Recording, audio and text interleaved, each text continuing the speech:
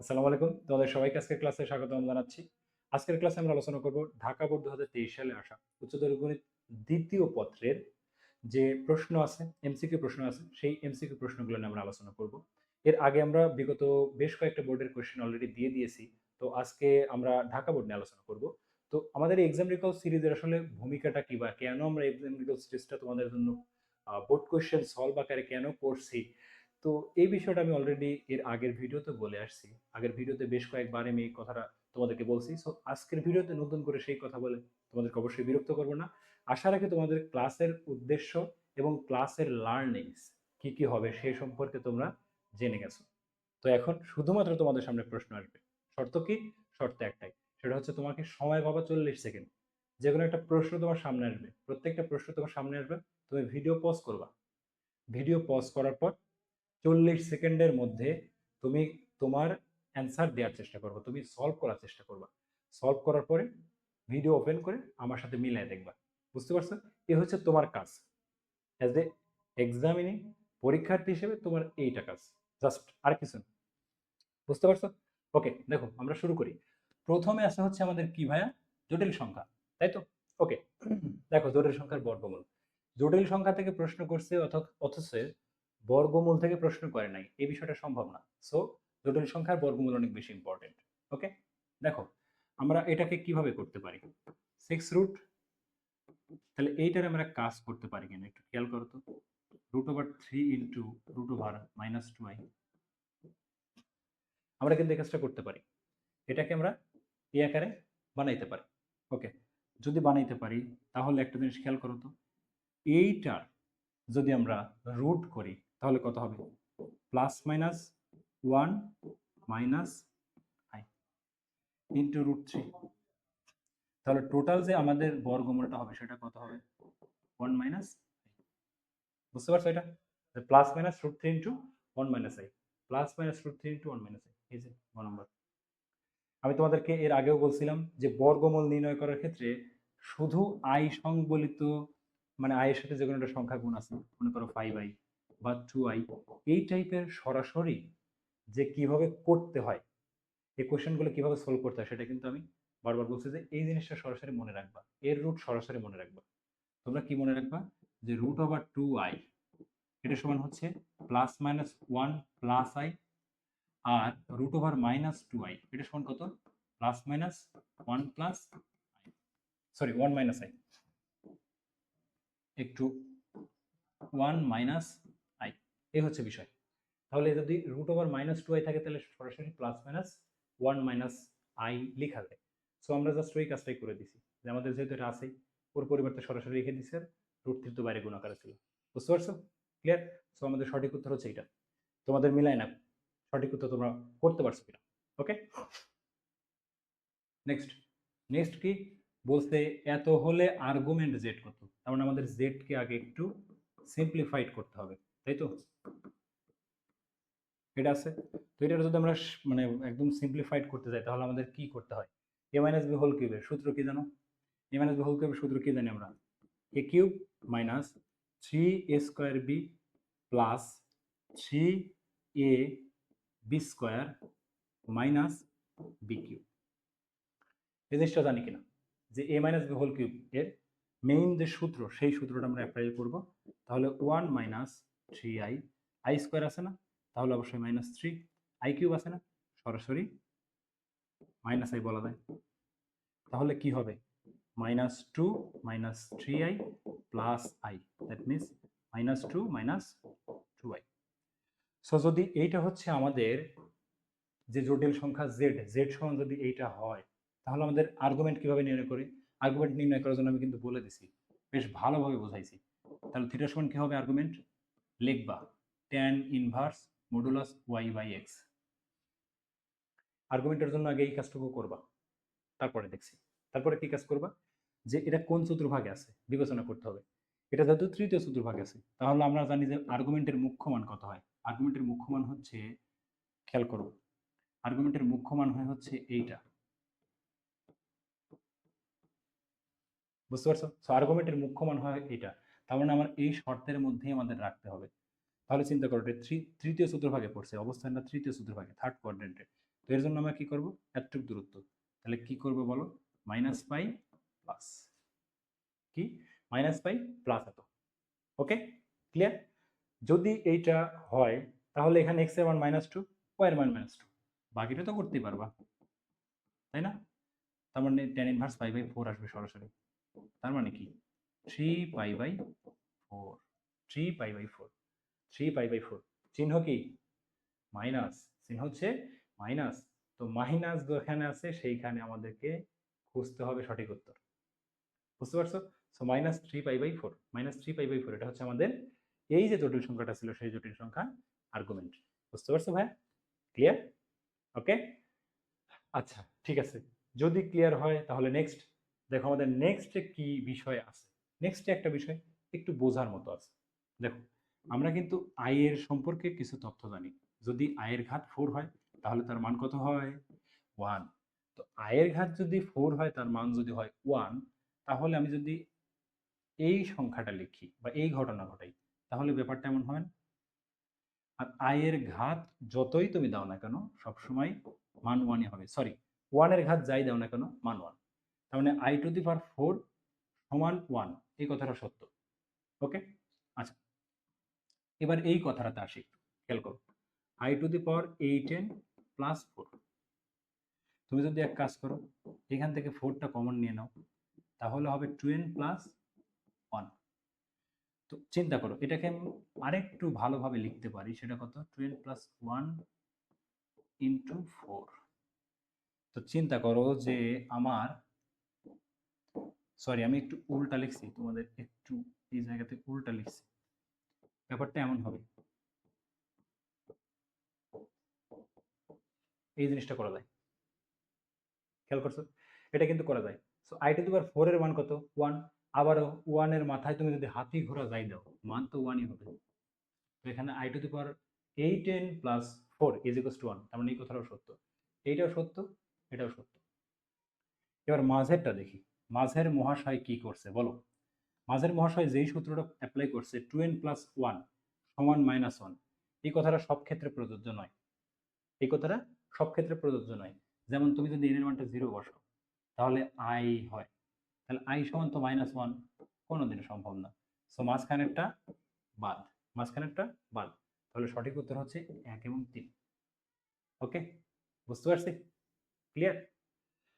ওকে, যদি বুঝে থাকো তাহলে আবারও আমরা নেক্সটে চলে যাই।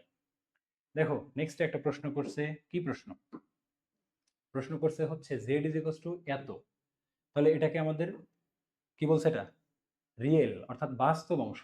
তার মানে z যে কোনো একটা যদি জটিল সংখ্যা হয়, তাহলে তার একটা থাকে হলো বাস্তব অংশ আর একটা থাকে হলো ইমাজিনারি পার্ট। একটা হচ্ছে রিয়েল পার্ট আর একটা হলো ইমাজিনারি পার্ট। আমাদেরকে বের করতে হবে এই রিয়েল নাম্বার যে পার্ট সেইটা। তার মানে এটাকে আমাদের কি করতে হবে, এই যে আমাদের জটিল সংখ্যাটা আছে এটাকে a প্লাস bi এই ফরম্যাটে আমাদেরকে প্রকাশ করে নিতে হবে। বুঝতে পারছো? a প্লাস bi আমাদেরকে এই ফরম্যাটে আগে প্রকাশ করতে হবে, তারপরে যা আছে দেখা যাক।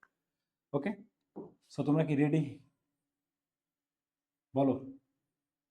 যদি রেডি হও তাহলে আমরা শুরু করে দিই। সেটা কি,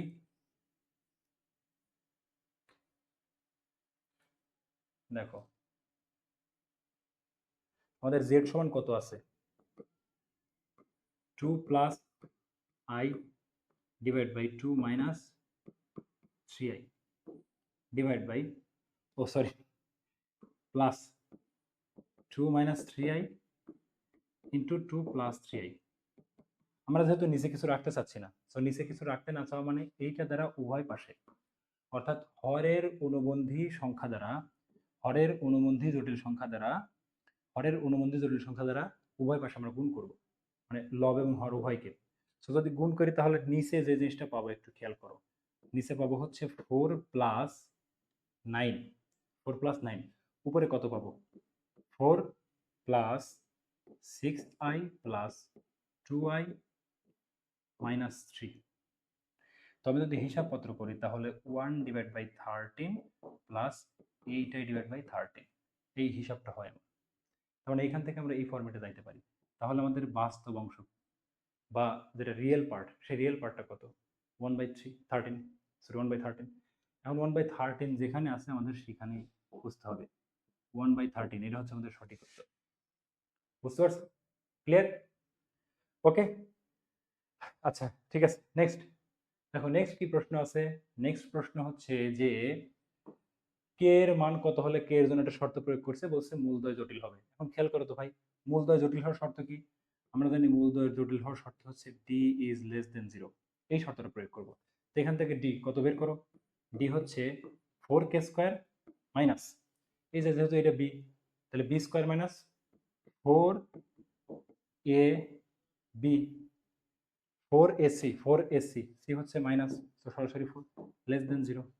খেয়াল করো কি করলাম আমি, 4k মাইনাস 4 লেস দেন 0। 4 দ্বারা উভয় পাশে যদি আমরা কেটে দেই, সরি 8 হয়, যদি 4 দ্বারা উভয় পাশে ভাগ দিয়ে দেই তাহলে কত হয়, তাই তো? তো এটাকে যদি আমরা মিডল ফ্যাক্ট করি তাহলে আলটিমেটলি এরকম কিছুটা হয়। তার মানে কি k plus 2 into k minus 1 less than 0, এই হচ্ছে আমাদের অসমতা। সো এই অসমতাটার সলিউশন কি? এই অসমতাটার সলিউশন হচ্ছে যে k is less than 1 greater than -2। তার মানে k ইজ লেস দেন 1 এবং গ্রেটার দেন -2, এই শর্তের জন্যই শুধুমাত্র মূলগুলো জটিল হবে, সমীকরণের মূলগুলো জটিল হবে। তাহলে এই হচ্ছে বিষয়। ক্লিয়ার? ওকে, তাহলে -2 greater than k less than 1, ঠিক আছে। সো এই শর্তের জন্য আমাদের হচ্ছে মূলদ্বয় জটিল হবে। ক্লিয়ার? বুঝতে পারছো? ওকে, দেখো নেক্সট। নেক্সট কি প্রশ্ন আছে, বলছে যে এত সমীকরণের মূলগুলো আলফা বিটা গামা যদি হয় তাহলে summation of alpha beta gamma কত। খেয়াল করো, যেই সমীকরণ থেকে যদি আমি সামেশন অফ আলফা বিটা বলতে যাই, আলফা বিটা মানে কি, alpha beta plus beta gamma plus gamma alpha. Summation of alpha beta মানে এইটা।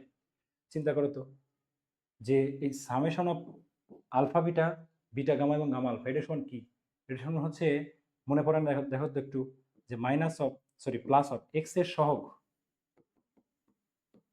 ডিভাইড বাই এক্স এস কিউবের সহগ, ঠিক আছে। এক্স এর সহগ ডিভাইড বাই এক্স এস কিউবের সহগ, মনে পড়ে? আমাদের এই সামেশন অফ আলফা বিটা হচ্ছে এটা, যে এক্স এর সহগ ডিভাইড বাই এক্স এস কিউবের সহগ। তো এখানে এক্স সংবলিত কোনো পদই নাই। সো এক্স সংবলিত পদ যদি না থাকে তাহলে এক্স এর সহগ কত হবে? 0। তাহলে 0 divide by 1, sorry 3, ultimate result তো 0। ওকে, বুঝতে পারছি? তাহলে এখানে সামেশন অফ আলফা বিটা হবে হচ্ছে 0। ক্লিয়ার? বুঝতে পারছো? যদি ভাই তুমি বুঝে থাকো তাহলে আমরা পরবর্তীতে চলে যাই, দেখি পরবর্তীতে কি আছে। দেখো পরবর্তীতে একটা প্রশ্ন করছে, সেই প্রশ্নটা কি? প্রশ্নটা হচ্ছে যে এত সমীকরণের একটি মূল 2 হলে অপর মূলটি বের করো।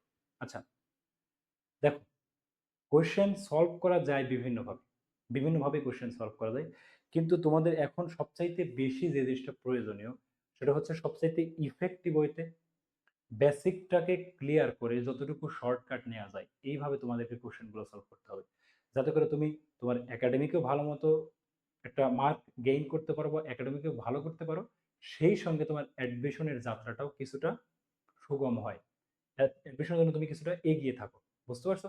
সো এই জন্য তোমাদের সবসময় ইফেক্টিভ পদ্ধতিতে তোমরা কোয়েশ্চেন সলভ করার জন্য সচেষ্ট থাকবা, মানে ইফেক্টিভ পদ্ধতি, ঠিক আছে। শর্টকাটের দিকে সবসময় বেশি ধাবিত হওয়ার প্রয়োজন নাই। অ্যাডমিশন টেস্টে যে আমারই সব প্রশ্নের জন্যই শর্টকাট লাগে তা কিন্তু না। শর্টকাট লাগে কিছু জটিল আছে, কিছু ট্রিকি ম্যাথ আছে যেগুলোর জন্য শর্টকাট লাগে, বাট বেশিরভাগই তুমি শুধু বেসিক ক্যালকুলেশন দিয়েই করতে পারবা, ঠিক আছে।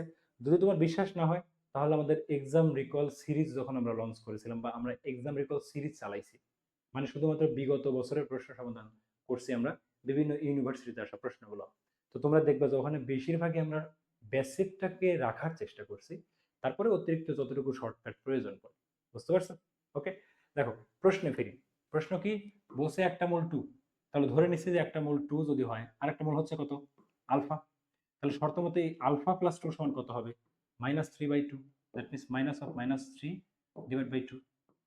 আমরা কি জানি যে কোন একটা দ্বিঘাত সমীকরণে, কোন একটা দ্বিঘাত সমীকরণের যদি মূল দুইটা হয় তাহলে মূল দুইটার সমষ্টি হয় মাইনাস অফ এক্স এর সহগ ডিভাইড বাই ওয়াই এর সহগ, সরি মাইনাস অফ এক্স এর সহগ ডিভাইড বাই এক্স স্কোয়ারের সহগ, তাহলে সেই ঘটনাই ঘটেছি, মাইনাস অফ এক্স এর সহগ ডিভাইড বাই এক্স স্কোয়ারের সহগ, তাহলে 2 প্লাস আলফা সমান কত হবে 3/2, দ্যাট মিন্স কত 4 plus 2 alpha is equals to 3, তার মানে alpha is equals to half.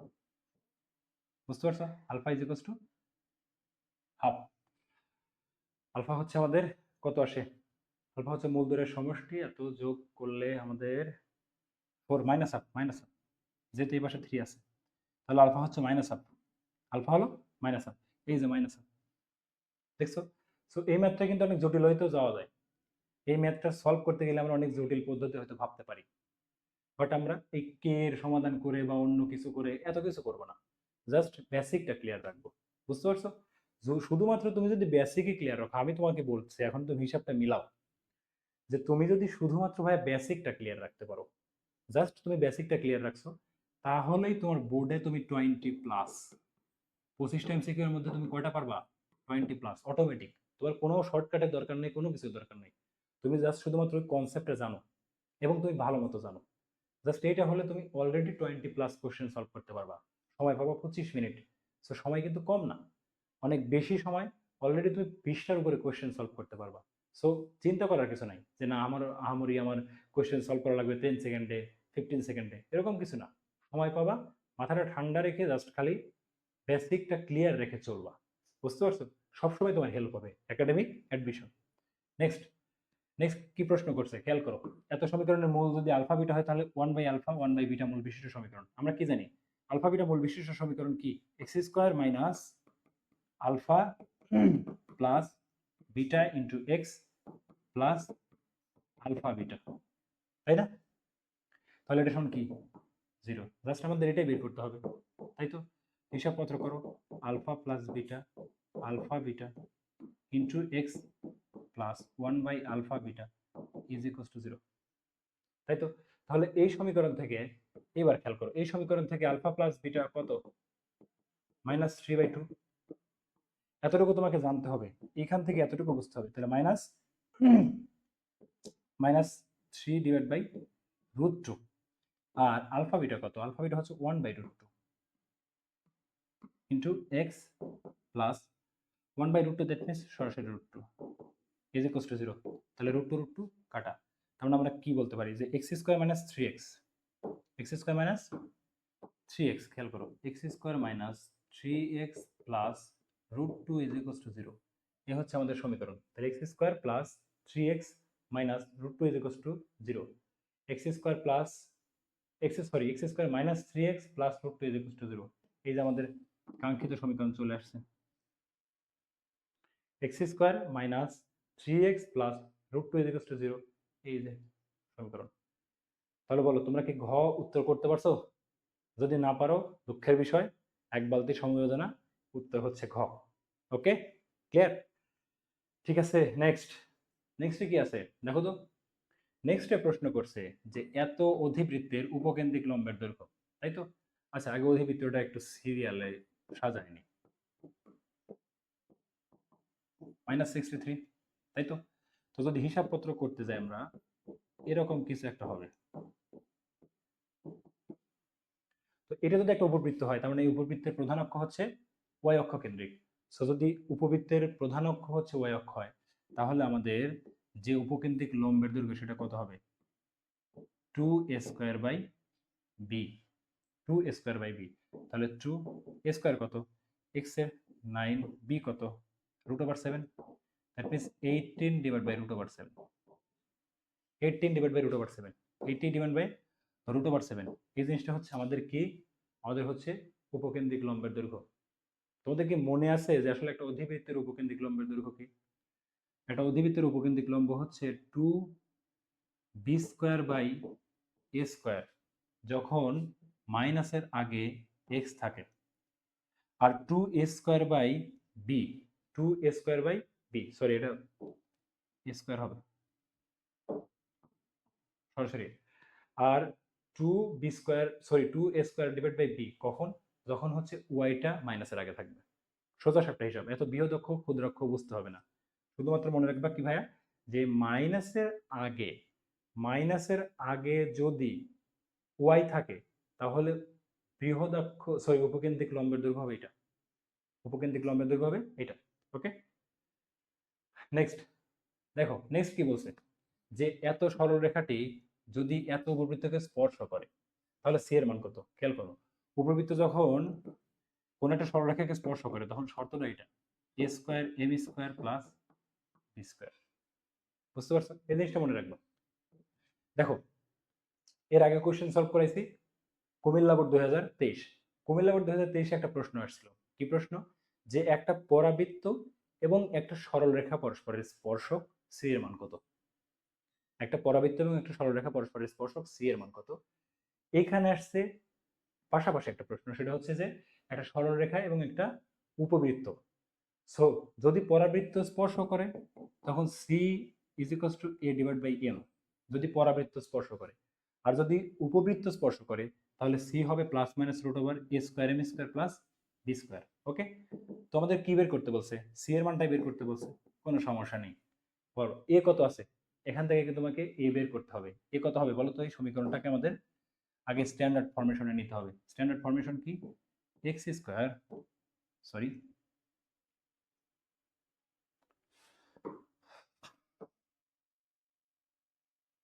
Okay, standard ফরমেশনটা খেয়াল করো, যে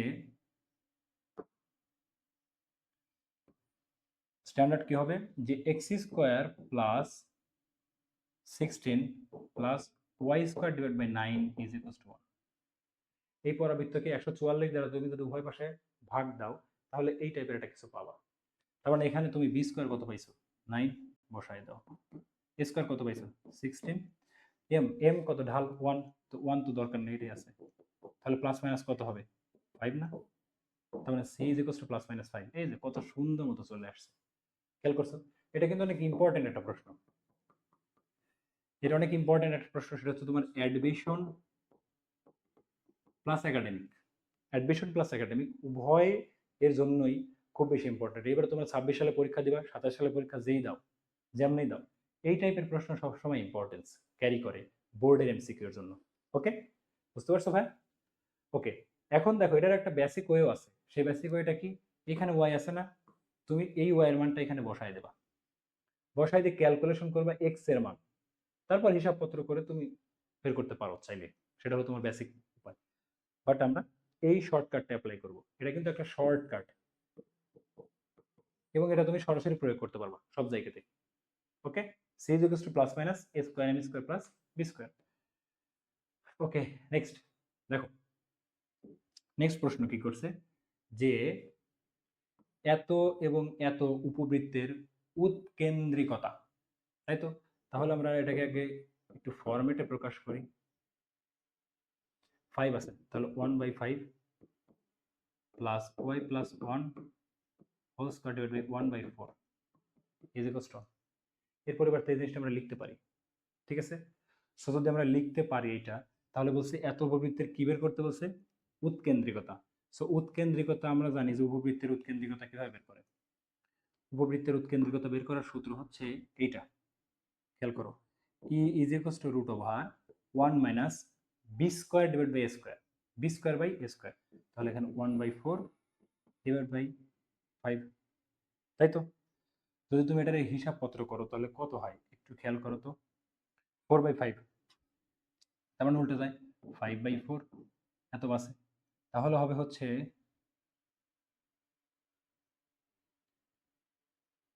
1/b স্কোয়ার। হুম, ওয়েট, একটু ওয়েট, একটু ওয়েট। ওয়েটের বিষয়টা কি একটু খেয়াল করো, তোমরা একটু দেখো, এখানে একটা বোঝার বিষয় আছে। সেটি হচ্ছে যে কোন একটা উপবৃত্তের উৎকেন্দ্রিকতা দুইটা হইতে পারে। সেটা হচ্ছে 1 মাইনাস ছোট স্কোয়ার ডিভাইড বাই বড় স্কোয়ার, সবসময় এটা হবে। উপবৃত্তের উৎকেন্দ্রিকতা is equals to 1 minus root over ছোট স্কোয়ার ডিভাইড বাই বড় স্কোয়ার। উপবৃত্তের উৎকেন্দ্রিকতা is equals to root over 1 minus ছোট স্কোয়ার বাই বড় স্কোয়ার। এখানে খেয়াল করো 1/5 বড় নাকি 1/4 বড়?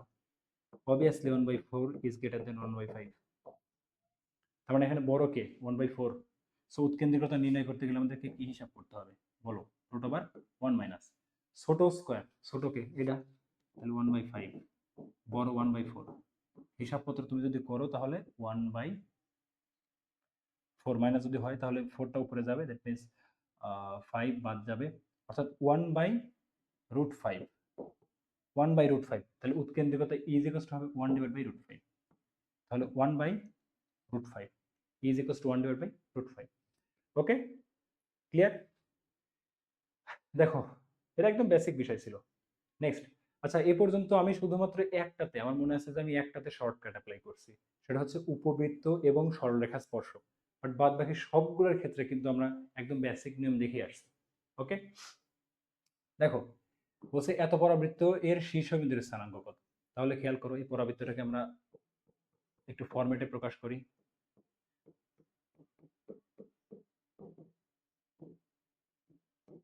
এটাই তো নাকি? ওই পাশে পরে নিয়ে সাইড চেঞ্জ করো, এই ওয়াইটাকে এই পাশে নিয়ে আসো।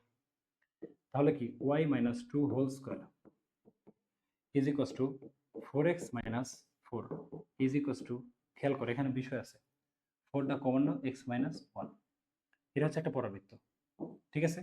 তো এই পরাবৃত্তের শীর্ষবিন্দু কি সবসময় 0 0 হয়, তার মানে শীর্ষবিন্দু হচ্ছে 1 2। কিভাবে হলো? এটা সমান 0, এটা সমান 0, তার মানে x is equals two 2, y is equals to 1, তাহলে 1 2 1 2, এই যে 1 2। ওকে, তাহলে এই পরাবৃত্তের শীর্ষবিন্দু এত। তোমাদের কাছে প্রশ্ন, যদি বলতো পরাবৃত্তটা হচ্ছে কি বের করতে বলছে, নিয়ামক রেখার সমীকরণ কত?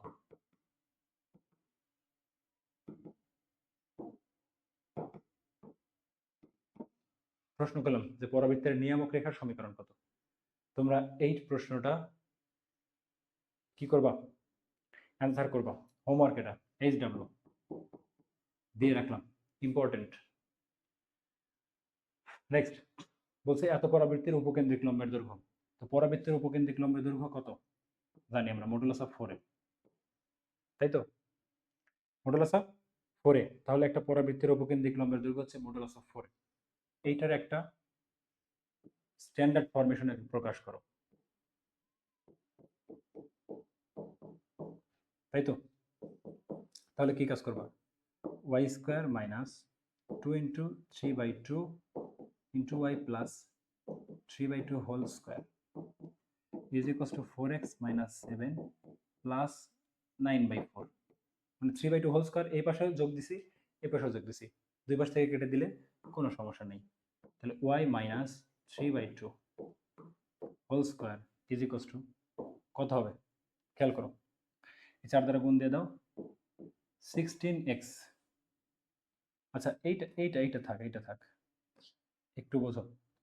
4x মাইনাস এইটার হিসাবপত্র করো, কত হয়, 4 7 28 মাইনাস 1, দ্যাট মিনস যদি হিসাবপত্র করো যে প্লাস দিয়ে, তাহলে -28 প্লাস 9/4, তাই তো?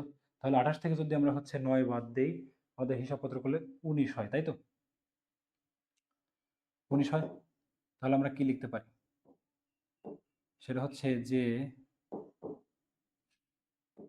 -19/4।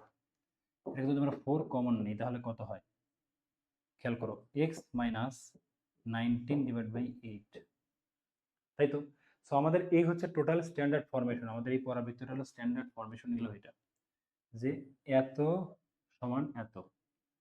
তো আমরা কি জানি উপকেন্দ্রিক লম্বের দৈর্ঘ্য হচ্ছে মডুলাস অফ 4a, তো এখানে সরাসরি 4ই আছে, so modulus of 4, that means আমাদের উপকেন্দ্রিক লম্বের দৈর্ঘ্য হচ্ছে 4। ওকে, ক্লিয়ার? বুঝতে পারছো? ঠিক আছে, বুঝতে পারলে তো খুবই ভালো, কারণ আমাদের পরবর্তীতে অনেক কিছু আসবে যেটা আমাদেরকে বুঝতে হবে, ঠিক আছে? সো এই সাধারণ বিষয়গুলো আমাদেরকে এক ঝটকায় না বুঝলে পরবর্তীতে আমাদের ঝামেলা হবে। দেখো নেক্সট, নেক্সট কি আছে, সাইন এত এর মান কত। দেখো এটা আমরা কিভাবে করতে পারি, হাফ কিন্তু আছে প্রথমে, শুধু যদি সাইন এত থাকে তখন আমাদের হিসাব করতে পারতাম। তাহলে আমরা কি কাজ করব, দেখো ধরি half sign inverse 4/5 is equals two theta, ধরছি আমরা। তাহলে sign inverse 4/5 is equals two 2 theta, তাই না? টু থিটা নাকি? আচ্ছা একটা চিন্তা করো তো, যে এটার সাথে আমরা একটা ত্রিকোণমিতিক চিত্রের সম্পর্ক দিতে পারি কিনা টু থিটা দিয়ে। সো যদি টু থিটা হয় তাহলে হিসাব মতো 4, 5 এবং এটা হবে 3। তাই তো এখান থেকে আমরা এতটুকু তথ্য বের করতে পারি। তাহলে যদি তাই হয়, একটা জিনিস খেয়াল করো তো, cos 2 থিটা সমান কত লেখা যায়? cos 2 থিটা, cos থিটা সমান লেখা হচ্ছে 3/5। খেয়াল করো, আমার কিন্তু হাফ দেওয়ার কারণে এত ঝামেলা হচ্ছে। হাফ দেওয়ার কারণে আমাকে আলটিমেটলি ওই হাফ সহ মানটা বের করতে হবে। ঠিক আছে, তাহলে এটা বলা যায় cos 2 থিটা সমান কত লেখা যায় বলো তো? cos 2 থিটা সমান 1 - 2 sin স্কয়ার থিটা লেখা যায় তো, সমান 3/5। যদি তাই হয় তাহলে খেয়াল করো তো যে কি ঘটনা ঘটে, 1 - 3/5 সমান 2 sin স্কয়ার থিটা, তাই না? তাহলে কত, 5 3 that means 2/5 is equals to 2 sin square theta. 2 কাটা, that means sin theta is equals to কত? sin theta is equals to √5। মানে sin থিটা আমরা কত পাইলাম? √5। এবার চিন্তা করো, sin থিটা যদি √5 হয়, থিটার সূত্র পাওয়া 1/√5, তাই তো? অর্থাৎ এই জিনিসটা হবে হচ্ছে √5। যদি এই ফ্যাক্টর হয় এখান থেকে, তাহলে এটা কত হবে? 2। যদি তাই হয় তাহলে থিটা ইজ ইকুয়ালস টু কি বলা যায় না, tan ইনভার্স হাফ। একটু দেখো, মাথাটা খাটাও, একটু শার্প হইতে হবে, একটু চিন্তা কমপ্লিকেটেড ভাবে করতে হবে। ওকে, আমরা জাস্ট এইখান থেকে আমাদের কাছে জাস্ট এই তথ্যটুকু ছিল, এখান থেকে আমরা এতটুকু ইনফরমেশন বের করছি। ঠিক আছে, খেয়াল করো, থিটা সমান tan ইনভার্স হাফ, ওই থিটাই ছিল, ওই থিটাই tan ইনভার্স হাফ, ওই থিটা সমান আমার এইটা। তার মানে হাফ সাইন ইনভার্স 4/5 থেকে আমরা tan ইনভার্স হাফ বলতে পারি। বুঝতে পারছো? দেখো, এই জিনিসটা একটু বুঝতে হবে। যদি না বুঝো ভিডিওটা পজ করে অথবা পজ করে দেখার চেষ্টা করো, অথবা যদি মনে করো যে না ব্যাক করে দেখবা, দেখতে পারো, 2-3 বার ব্যাক করে দেখলে অটোমেটিক বুঝে যাবা। ওকে, দ্বিতীয়বার দেখে নেবা tan ইনভার্স হাফ।